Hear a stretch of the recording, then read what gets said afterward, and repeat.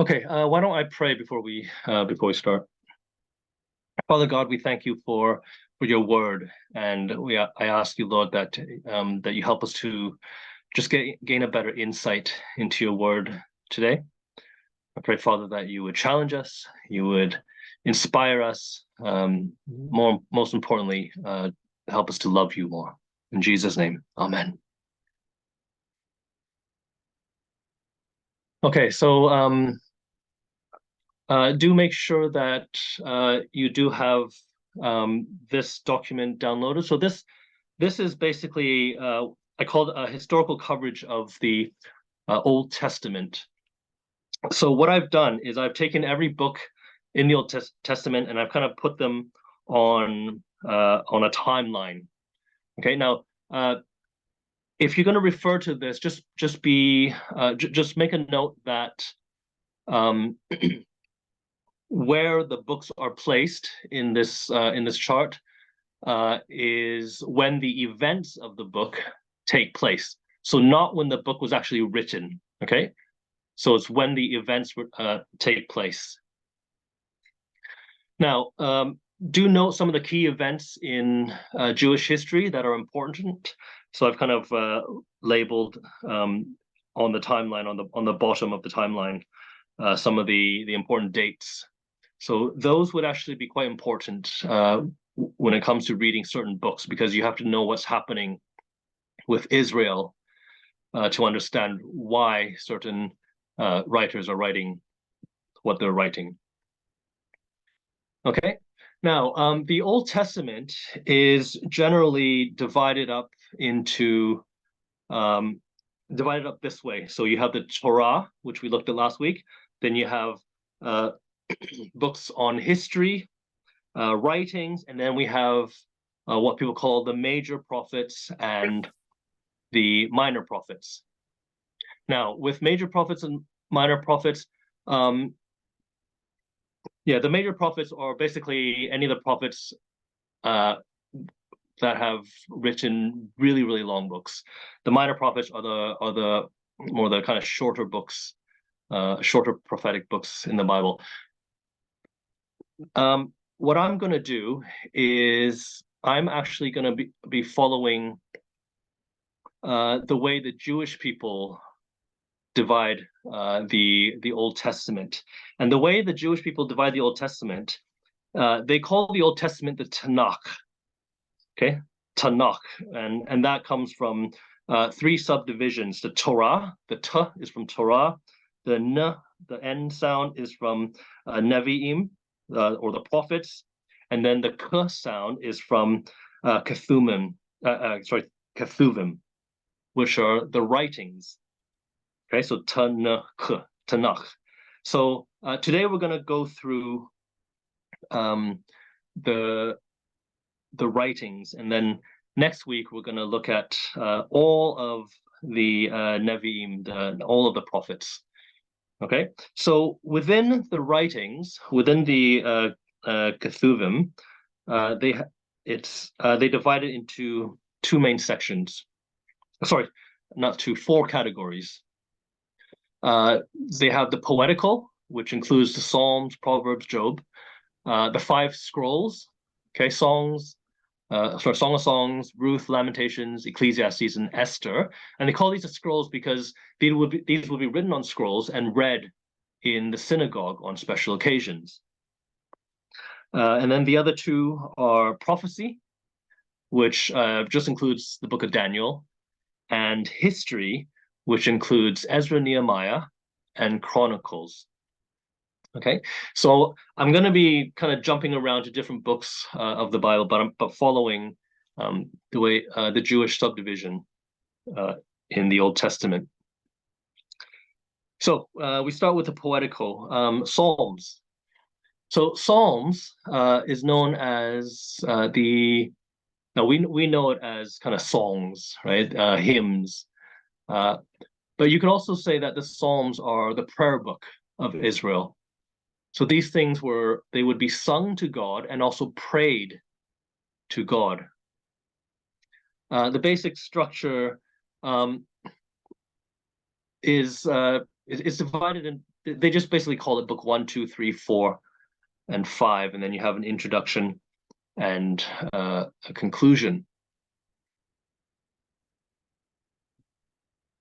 Now, the conclusion, 146 to 150, is quite interesting because each psalm there begins and ends with the word hallelujah.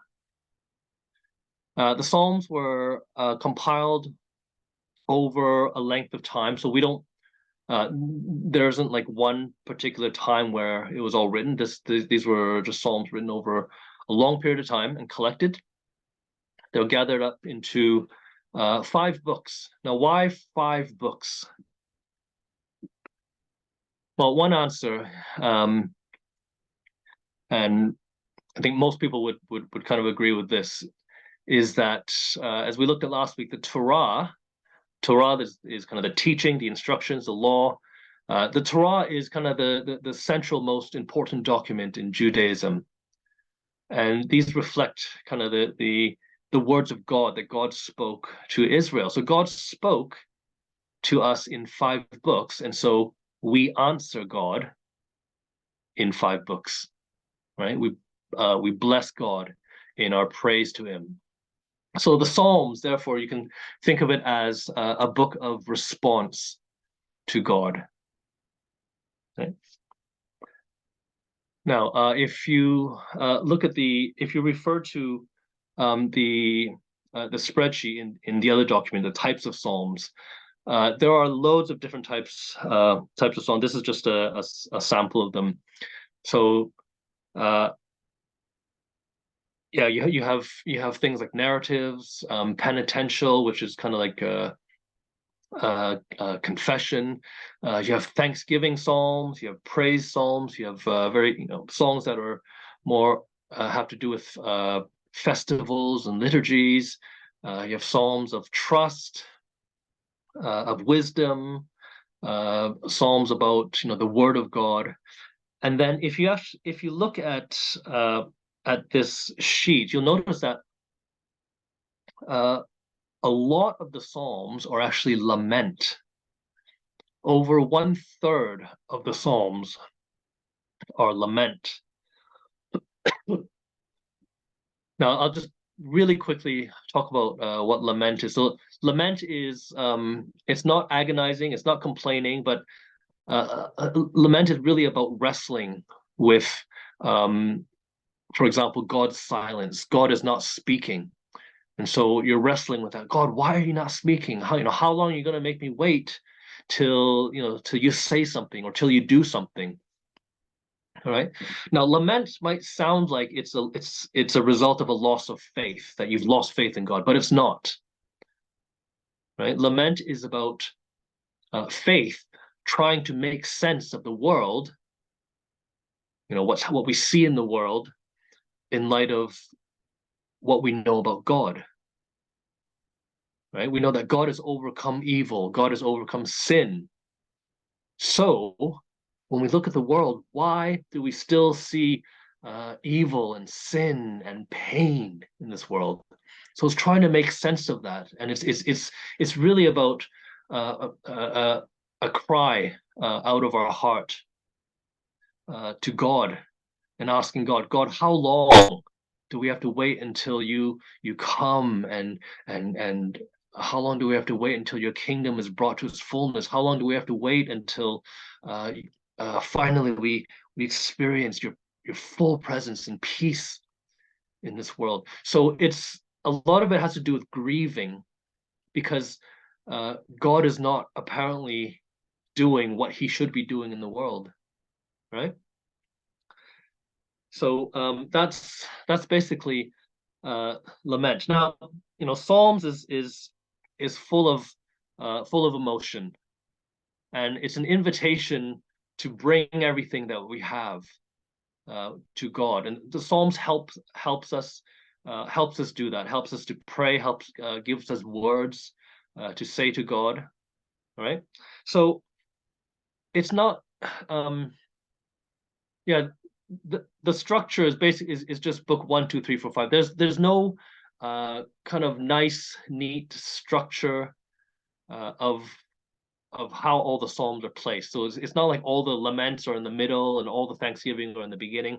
It's all kind of scattered around because it really reflects um, human life, right? Life is not gathered into some neat arrangement because life is not always lived out in an orderly way, and the Psalms reflects that. So sometimes you might have psalms of praise and things sound good, and then the next psalm is just lament, you know, and the next psalm is just about anger, and then suddenly you get another one with of thanksgiving. So it's all over the place, and that really just reflects kind of the human life, human experience. Okay. So that's Psalm. Now let's go to Job. Job is a book that takes place. If you look at the Old Testament, that sheet that I gave you, I put Job kind of near the beginning yeah, where Genesis is. It's possible that it takes place before the Abrahamic covenant, but the actual time of the composition and where it actually takes place is actually unknown. We don't know much about um, when Job takes place or when Job was written. So it's a bit of a mystery there. Now, when we think of evil, right? Now, if an evil person suffers, we can understand that, right? We might even be a bit happy about that, right? This person got what they deserve. Job wrestles with the issue of righteous suffering and the justice of God. Okay. That means a person who has not sinned, a person who is righteous, why would they suffer then? Now, the author's concern has to do with, will a person who fears God also love God for who he is? Okay? Meaning, will a faithful person be faithful to God simply because of who God is? Or will they be faithful? Will they love God because God gives them something, right? God gives them protection, or God gives them comforts. And secondly, where can wisdom be found? Right? Now, as creatures with wisdom, you and I have some level of wisdom. Are the God-fearing people willing to live within the boundaries of creaturely wisdom, or demand to be equals in with God's wisdom? Right?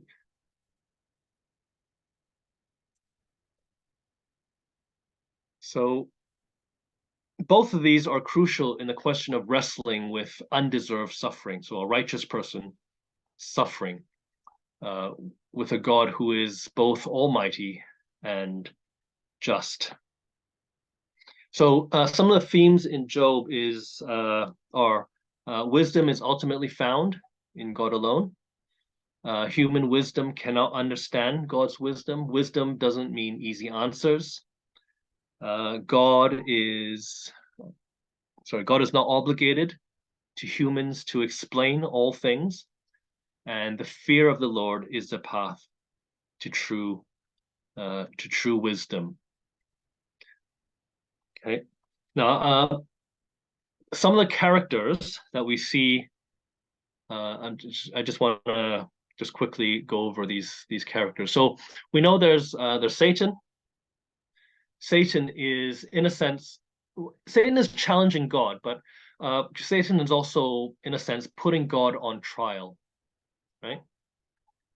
Now, Job's wife plays kind of the role of Satan on earth by kind of tempting Job or urging Job to curse God and die. Right, so we have Satan. Then, a big part of Job, we have, these conversations. So there are these three friends, I guess, of Job, Eliphaz, Bildad, and Zophar, and they play the role of conventional wisdom. Okay, they represent um, represent earthly wisdom. They are the know-it-alls, the know-it-all theologian whose wisdom is sufficient to understand God, how God works in this world. In other words, if God is almighty and just, suffering is a result of sin, therefore there is no such thing as undeserved suffering. And so that's why they keep telling Job, are you sure you didn't sin? There must be some sin in your life that you need to confess, because why else would you be suffering? Right? So that's their perspective. They only see that sin is suffering is a result of sin, and so they in their own wisdom try to get Job to understand that he has sinned, right?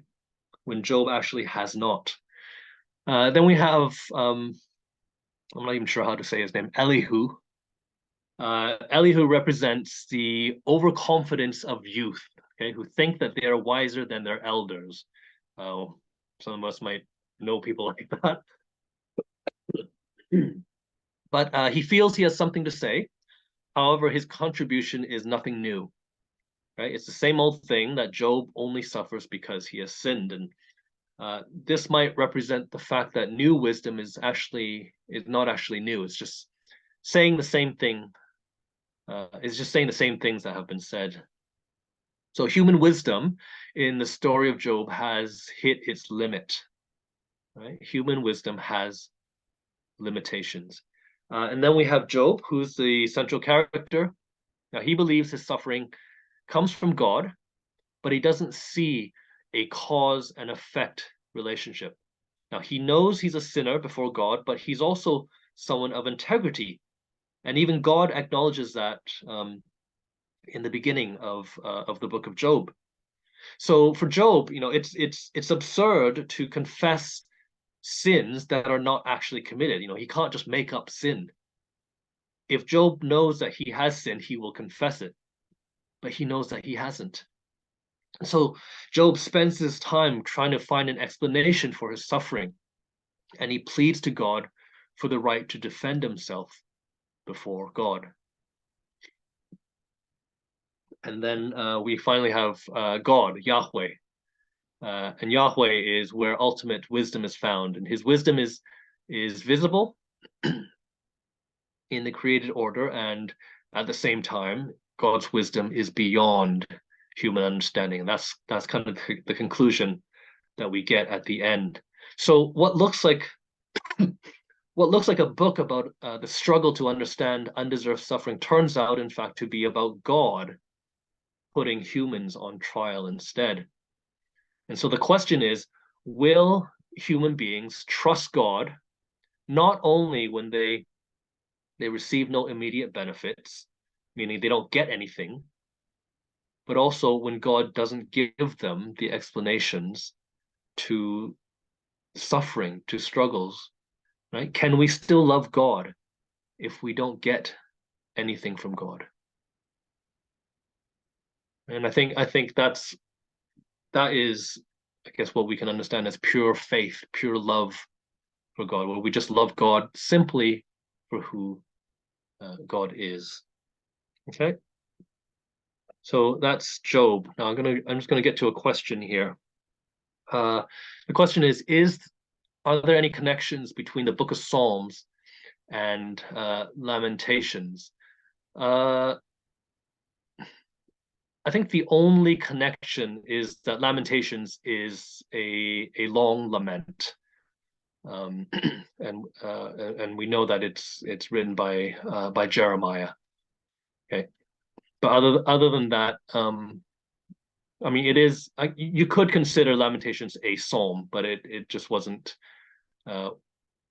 It's big enough to be a book on its own, so rather than part of the collection of the Psalms. Okay. All right, let's move on to Proverbs. So Proverbs is not simply a collection of proverbs, of sayings, but actually it's instructions on how to live a full and godly life, originating with Solomon, but also with various wise men who would be writing, these kinds of proverbs. So there's a contrast between wisdom and foolishness, a contrast between righteousness and wickedness, and we get two main themes here, right? Easy money, meaning money through very corrupt means, and easy sex, being seduced by another man's wife. So being tempted to be unfaithful, tempted to commit adultery. Now, the fundamental theological perspective of the Psalms is simply this: the fear of the Lord is the beginning of knowledge, but fools despise wisdom and instruction. Right. So very much the Psalms is about sorry, not Psalms.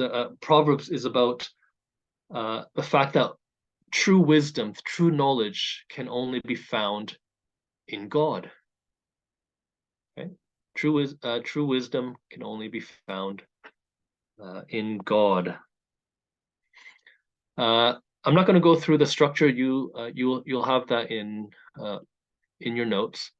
But at the end of of Proverbs, in chapter 31, we get this what we call the sayings of Lemuel. This young man being taught by his mother, and it talks about this virtuous woman. Okay, now this virtuous woman reflects the association with Lady Wisdom from that's brought up in chapter 8. So this young man is encouraged to, I guess you can look at it two ways. One, find a virtuous, an upstanding wife, right? And then the other way to look at it is to see this virtuous woman as wisdom. It's God's wisdom, right? Be faithful to God's wisdom. Don't go looking elsewhere for wisdom. Okay, so we have it's no it's not by randomness that Job and Proverbs are put together in the Jewish Bible. Both talk about wisdom, and both talk about the origin of true wisdom being God. So so at the end of Proverbs, describes kind of an excellent and strong wife, and the original Hebrew Bible, after Proverbs, is followed by actually Ruth and Song of Songs. So there's a bit of logic in that order, because both Ruth and Song of Songs demonstrate very strong female characters. So there's kind of a nice segue from the end of Proverbs, of this virtuous woman, to two stories of strong, virtuous female characters. All right, so we have these three poetical books, and now we get into what we call the five scrolls. Right, the five scrolls, because these are usually read in the synagogue at certain important times of the year. So we'll start off with Ruth. So Ruth takes place around after Judges, near the end of Judges, that kind of time. Judges, if you know anything about Judges, Judges actually show the moral descent of the nation of Israel. So there, things are just spiraling in a way where things are getting worse and worse and worse, right? Morally, Israel is just, by the end of Judges, they're just bad. They're just really, really bad. So Ruth actually provides a bit of, fresh air during that time, during an otherwise morally evil time in Israel.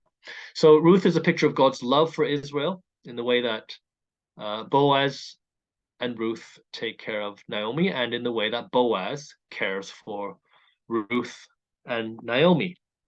Now, Boaz is what we call the kinsman redeemer. So this is the nearest adult male blood relative who, according to Israelite law, served as an advocate for any vulnerable and or unfortunate clan member that's in trouble or in danger or need of vindication. So especially through the redemption or restoration of property, persons, or lineage. So we know that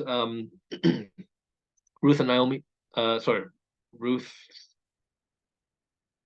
and Naomi's husbands both passed away. So there was no one to care for them, no one to watch over them. And so Boaz then becomes the kinsman redeemer. So it was his responsibility then to look after them. Okay. Now, even though it might seem that Ruth and Boaz are the central characters in this book, actually the book seems to suggest there's actually someone else who's the central character. Actually, Naomi is the focus of the prologue at the beginning, and also at the end, the epilogue. It focuses on her. Because I think the story deals with Naomi's emptiness when she goes to a foreign land at the beginning, to the end where she is her life is filled. It's fullness when she's in Judah. Right? So I think if you just look at the beginning and the end, it's Naomi that is kind of central to that. So Boaz, through his marriage to Ruth, provides Naomi with security, inheritance, and a continuing lineage. Okay.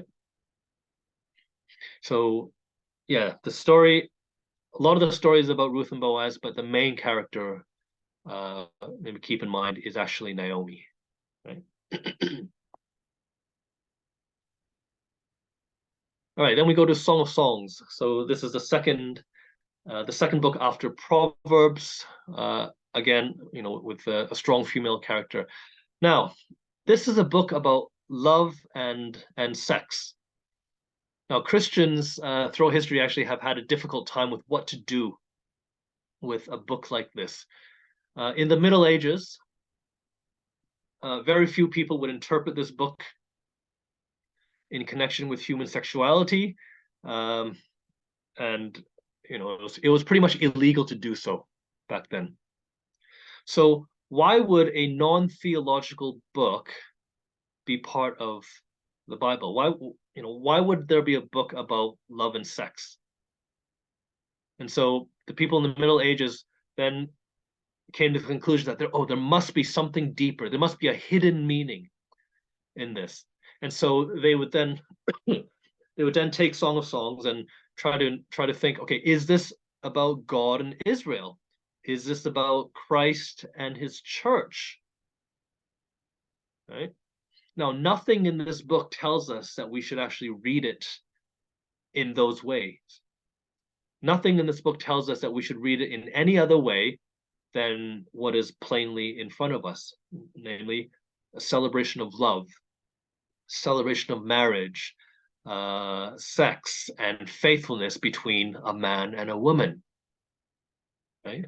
Now, if we're uncomfortable with a book on sex in the Bible, that might actually be more of a problem with us than the Bible. Right? God created men and women, God created marriage, God created sex. So, it is something to celebrate in the context of what God has created.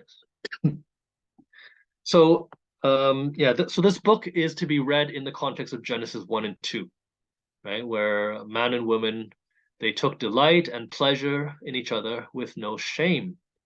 The book celebrates human union and intimacy and faithfulness in marriage in its purest form. Okay. So there we have three voices. They're called, at least in the English, the lover, beloved, and the friends. Okay, the friends act more like a narrator. Now we can't say for certain who wrote this. It's anonymous. It's possibly anonymous. The heading above the title, it says about Solomon or concerning Solomon, but it might not necessarily be Solomon who wrote this. Solomon was the one who was famous for, having many wives, many women in his life. So Solomon's life is used as an example, perhaps, of what not to do.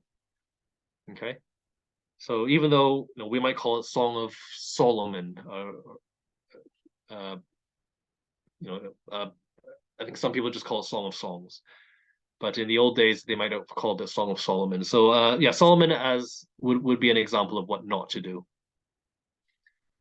Okay, this book shows a particular vision of love between a man and a woman, and I think the author wants us to appreciate that and imitate that in our marriages. Okay. Okay, let's moving on. Lamentations. So Lamentations is one of these books that's it's important to understand the historical background of why this was written. Okay, so this book was written in response to the fall of Jerusalem in 586 BC. Now that is a very important year in the Old Testament. Okay, so make sure you know what's happening in Israel's history during those writing of those books. So 586 is when Judah falls to Babylon, and that's what we refer to as the beginning of the exile. Okay, so if you're always wondering about the Israelites all being in exile, 586 is when the exile starts. In the book, there are 5 laments. Okay, so these laments express deep pain over Zion, over Jerusalem's destruction and Israel's exile, and it mourns for those who were left behind in the land. So if you remember, for example, in the book of Daniel, the Babylonians ship Daniel and his friends and a whole bunch of other people to Babylon. Okay, and then that's where Daniel's he has these what is it? All the stories of about Daniel being faithful to God and all that kind of stuff that happens in Babylon, right? So with the exile, some people were shipped to Babylon, but other people stayed in Israel. So lamentation is mourning for those who were left behind in the land. So the book is written from the perspective of those who have been left behind. Okay, those who would have lost their friends or family members. 3 voices are used there. There's a narrator. There's Jerusalem. Jerusalem is given a voice, so it's Jerusalem personified, and then the people of Zion. Okay, so it might be difficult for us today to understand the devastation of the fall of Jerusalem. We think, okay, Babylon just comes in, conquers, conquers Israel, Judah, and then that begins the exile. But there's quite a lot more that went on. If you want to read a bit more about how how Jerusalem fell, 2 Kings 25 gives us some of the details of the siege. So the siege lasted 2 years, as tens of thousands were trapped in Jerusalem. So Babylon had Jerusalem surrounded. No one could go in or out, so they were trapped there. And these people were hoping that Yahweh, God, would intervene somehow. So instead, the Babylonian troops breached Jerusalem's walls, raped her women, and slaughtered many of her inhabitants. Okay, so it was a horrific time in Jerusalem. And the author of Lamentations wonders whether death would have been a better option than to experience what the Israelites experienced in Jerusalem. The purpose of Lamentations is to acknowledge God's judgment. Right? They recognize that this is God's judgment against Jerusalem, against the Israelites. Now, why did Israel have to go into exile? Again, it's this common theme throughout the Old Testament about Israel not being faithful to God, and God constantly reminding them, you need to be faithful to me. You need to, you need to be faithful to the covenant that we've made, right? Otherwise, you will face destruction, just like all the other nations that are not faithful to me, right? So, to acknowledge God's judgment against Israel, to move him to intercede for and restore his people. So Lamentations is written in poetry form. Okay. So when you read it, read it as a poem and try to imagine just the sadness and the pain and the desperation in these laments. Okay. Right. Then we move on to Ecclesiastes. Now, Ecclesiastes, there's no exact time period that this is addressing. However, the skepticism that the teacher writes with does sound quite modern, even though it was written a long time ago. There's 4 things that the teacher in Ecclesiastes keeps in mind. They are that God is the indisputable reality. God is the creator of all, and the one from whom all life comes as gift, including its usually burdensome nature. Second thing is that God's ways cannot be understood or are not always understandable. The third thing the teacher keeps in mind is that from the human perspective, what is done under the sun is simply is not tidy. It's not neat, and it's not orderly. Much of life doesn't add up right at all. Right? The way things should be, for example, the righteous get good, the wicked get bad things. It's not in fact the way things are. Right? Sometimes the righteous have bad things happen to them, and the wicked seems to prosper. And then fourthly is, well, there is one guarantee. Well, I guess 2 guarantees if you count taxes, right? But one guarantee for all human beings, whether you're wealthy, you're poor, you're wise or foolish, the guarantee is death. Everyone dies. And once you're dead, you are forgotten. Right? So these are kind of key things that the teacher keeps in mind throughout the book of Ecclesiastes.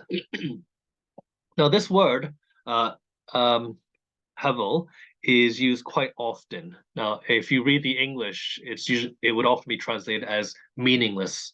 Okay, Meaningless, meaningless, life is meaningless. Um, it's a bit problematic calling it meaningless because not everything is meaningless in life. So it's probably better translated as vapor or breath or breeze, right? The idea is that nothing lasts, right? In this world, things are like vapor or a breath or a breeze, it comes and then it just disappears. Okay, nothing lasts. Uh, in addition, life or reality kind of eludes our desire to capture it. We can't capture life. We can't contain it. We can't grab hold of it and control it. Right? We can't really manipulate our world. The world kind of has its own rhythm and order and refuses to be controlled by human beings. Right, and then just this long paragraph I'll just read. Death comes to all of us, and so therefore we should live life as a gift from God, because in the end, joy isn't from how much we gain in life, right? Those things are hevel, they're vapor.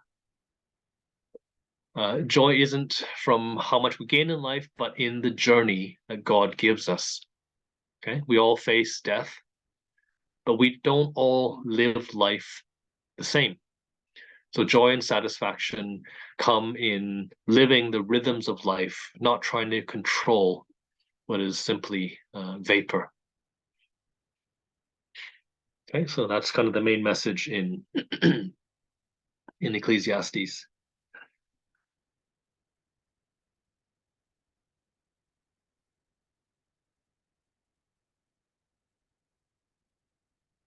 Okay, I will let's see. Let's get to that question. So we recently had a discussion about Ezra 3:13. The group had some quite different interpretations. Where it was mentioned there were sounds of joyful shouts and people weeping at the same time. What's your view on this? Uh, well, Ezra, Ezra had and Nehemiah had to do with. We're actually going to get to that later on, but Ezra and Nehemiah had to do with when the Persians came and they conquered the Babylonians, and therefore they set the Israelites free to go home. And so I think the joyful shouts and the weeping was about the fact that people got to go home and they could start rebuilding the temple, which was destroyed during the siege. Okay, that's just off the top of my head, but I can look that up a bit more in detail later on. Okay, the next scroll is Esther. Now, Esther, this is a story of the origins of the Jewish festival of Purim. Right now, this happens around March, and this festival of Purim celebrates the saving of the Jews from destruction. Okay. Now, this takes place during, so you can see Esther there on the top. It takes place during the reign of the Persian king Xerxes, so that's about 486 to 465. Okay, so yeah, so in terms of the history, so Babylon conquers Israel, people go into exile. Then later on, around 539, the Persians come in, they conquer the Babylonians, and the Israelites then get to go home. They get to return to their land. Okay, so this takes place during the Persian rule, and it illustrates God's care and God's preservation of his people through a man named Mordecai and his niece Esther. It's a pretty simple story. It's a pretty straightforward storyline. So the king has a feast. His queen doesn't want to attend. She gets deposed, and then the king looks for another queen. Esther becomes queen. Sometime later, a royal edict is passed to destroy the Jewish people, but Queen Esther uses her position to save her people. The Jews then defeat their enemies, and the celebration becomes the Feast of Purim. Now, was it luck that the Jews were preserved? It's an unusual book, Esther, in that it's not a typical religious text. There's nothing actually religious about the content in the book of Esther. It's simply a story that has Jewish people in it, really, right? And if you look closely, in Esther, God is not actually mentioned at all. So this is one of those books where you have to kind of read through completely from the beginning to the end to really get the main point. Right, so Esther is it's an encouragement to remember that it is God who rules over history and cares for his people. And so what seems like a coincidence or what seems like luck, right, is actually God's hand in history. So it kind of gives us that perspective to remember, right? And even in circumstances where God is not seen or even mentioned, it's important to maintain obedience and faithfulness to God. And just remember that, God is always working.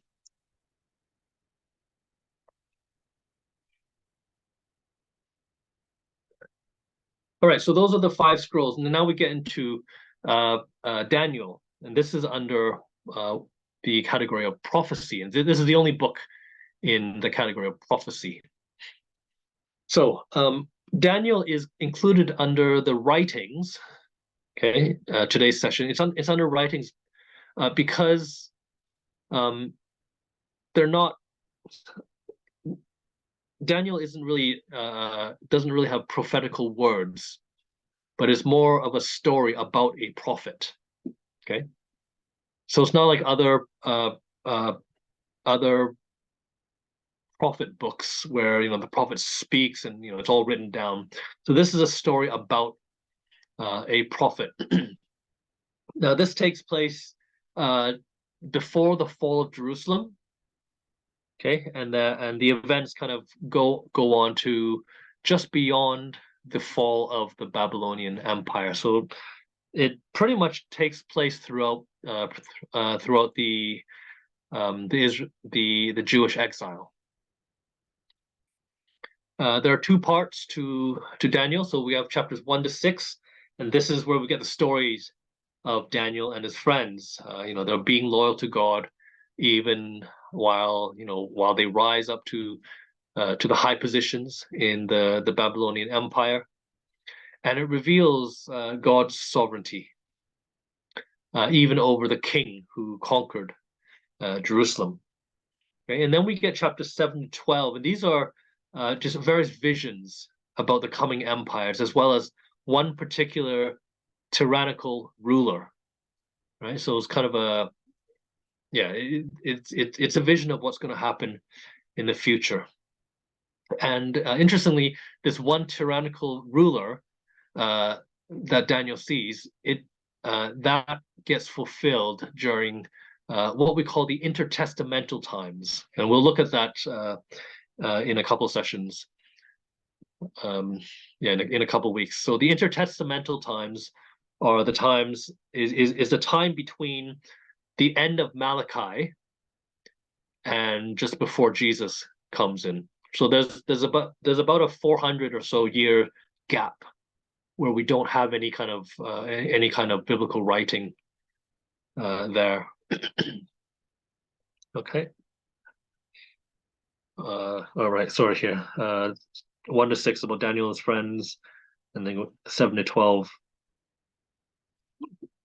about the coming empires. And emphasis on God's sovereignty over all nations. Okay, so now we move on to the subcategory, of history, and this is where we get Ezra, Nehemiah first. So Ezra, Nehemiah, Now in our Bibles, these are two separate books, but initially these were actually one book. Together they were one book. So you should, if you're going to read Ezra, you should also read Nehemiah. Okay, so you should read both together. So the context is the first return. Yeah, there we go. So 530, about 538, the first return to the end of the 5th century. So this is when those events take place. So it pays attention to the rebuilding and the completion of the temple. Okay, the temple was destroyed by Babylon's siege in Jerusalem, which we looked at earlier. So Ezra and Nehemiah, they have themes about rebuilding, the rebuilding work going on despite opposition, issues with intermarriage and national identity, meaning who is true Israel, who's counted as true Israel, covenant faithfulness, and the purity of worship. Okay.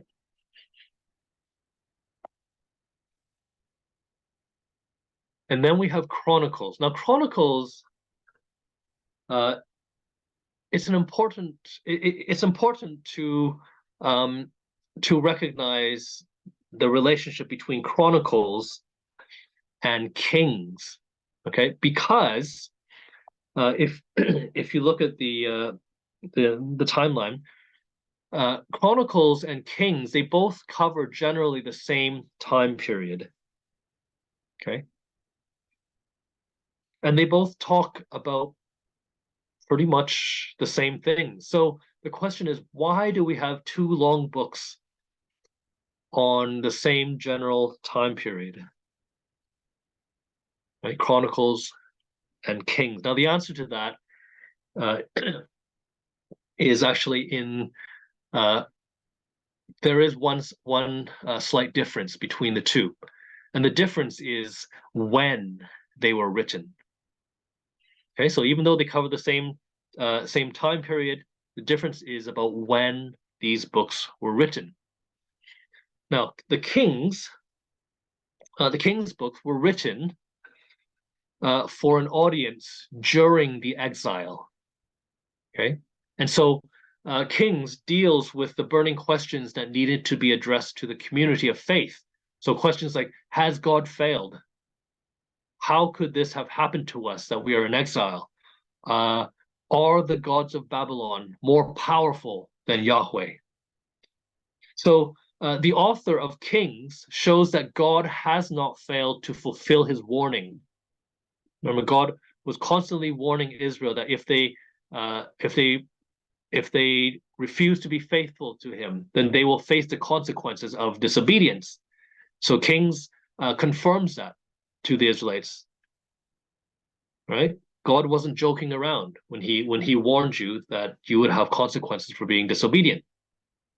So this confirms God's power, to cause the exile, rather than questioning God's power.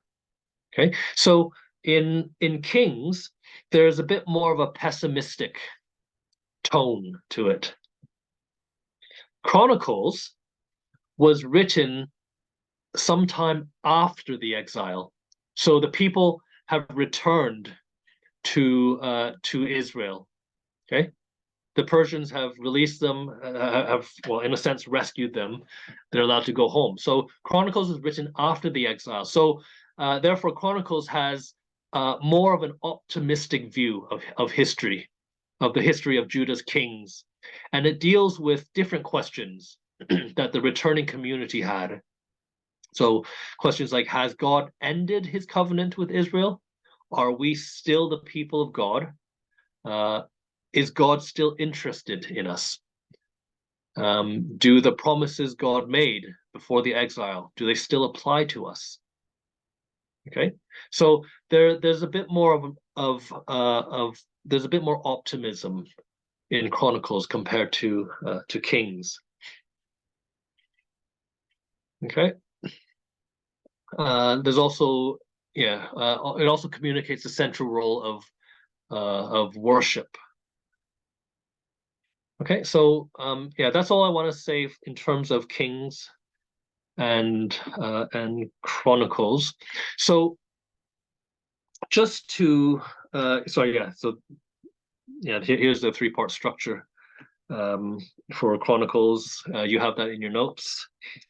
Uh, so just to reiterate, especially when you're reading the Old Testament, keep in mind these key events, because these events will help you understand what is going on with these books. Okay, so next week when we look at the prophets, these events will actually be very, very important to reading the prophets. Okay, so do keep in mind, you don't have to remember the dates exactly. Just remember the event.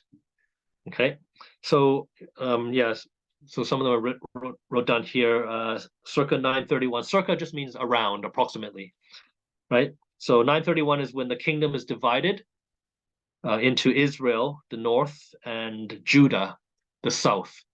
Right. So if you ever wondered why Israel is referred sometimes to Israel and sometimes to Judah, because the kingdom was actually divided into the north and south at some point.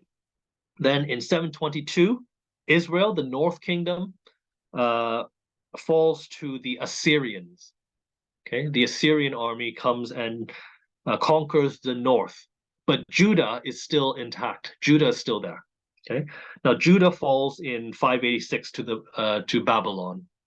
Okay, and then after Babylon in 538 or 539, the Persian army then comes and conquers the Babylon, and then that's where you get 538, the rebuilding of the second temple.